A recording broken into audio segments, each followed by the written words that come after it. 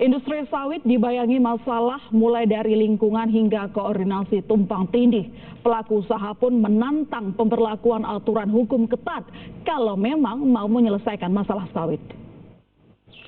Ini ya, Sawit sebagai dua sisi mata pisau. Di satu sisi masih jadi tulang punggung pertumbuhan ekspor, di sisi lain masalah masih menghantui industri ini, mulai dari lingkungan hingga ke masalah hukum. Komisi Pemberantasan Korupsi, KPK, mengidentifikasi masalah-masalah dalam industri kelapa sawit. Pertama, izin usaha pertambangan dan sawit yang tumpang tindih mencapai 3,01 juta hektar karena tidak adanya koordinasi antar lembaga. Kedua, pungutan ekspor sawit tak efektif dan verifikasi tak berjalan, sehingga ada dana kurang bayar 2,1 miliar rupiah dan lebih bayar 10,5 miliar rupiah. Ketiga, dana kelapa sawit habis untuk perbaikan biofuel mencapai 10,6 triliun rupiah di 2016.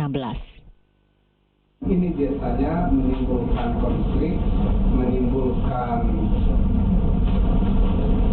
ketidakpastian bagi perusahaan dan ketidakpastian juga bagi Pemda.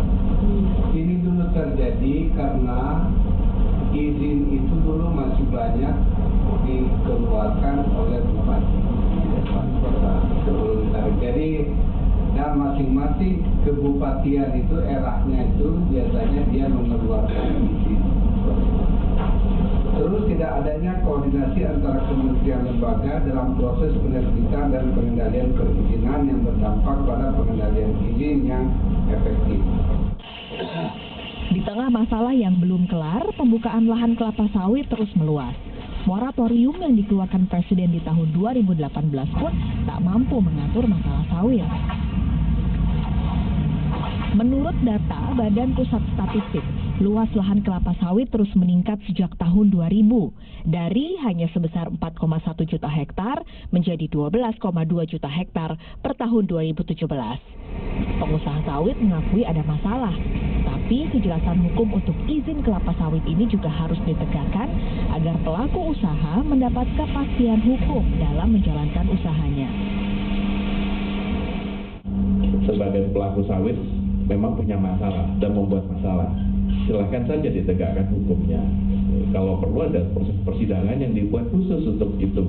Sehingga semakin jelas, semakin terang hitam putihnya, semakin mudah juga para pengusaha itu melanjutkan usahanya. Kalau tidak,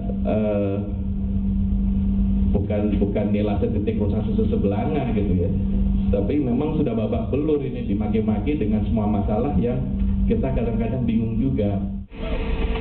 Pemerintah sebenarnya sudah menerbitkan aturan percepatan kebijakan satu peta untuk membereskan masalah informasi geospasial yang tak sinkron antar lembaga. Namun sudah 3 tahun berjalan, aturan itu tak juga kelar. Fania Rizky, Aji Darwan, Kompas TV Jakarta.